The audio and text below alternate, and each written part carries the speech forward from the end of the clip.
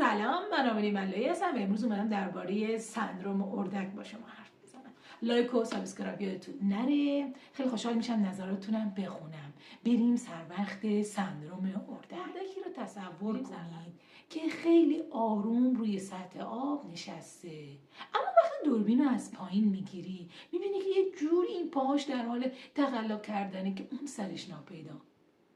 این تصویر توی دانشگاه استنفورد بهش میگن سندروم اردک.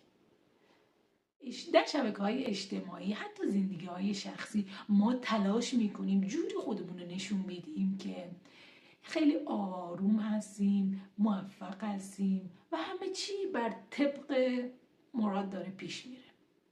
اما در درون ما یه سری اضطراب‌ها، ترس از اینکه عدم ناکافی بودن باش دست و پنجه نرم میکنیم. مغز ما در تضاده بین اینکه اون چیزی که هست و اون چیزی که ما میخوایم باشه.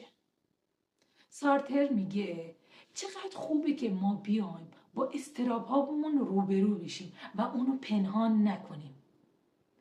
باید بیایم از خودمون بپرسیم که چقدر با اون واقعی خودمون، با اون چیزی که تو درونمون هست فاصله داریم.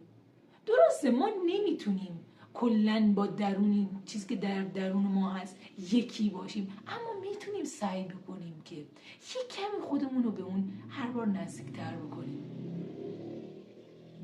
ترسامون رو بپذیریم و بیایم با خودمون صادق باشیم و به جای اینکه بیایم خودمون رو نمایش بدیم به دیگران، بیایم انتخاب کنیم که زندگی کنیم. خیلی خوشحالم که در خدمت شما بودم. لایک و سابسکرایب یادتون نره. خوشحال میشم نظراتونم بخونم.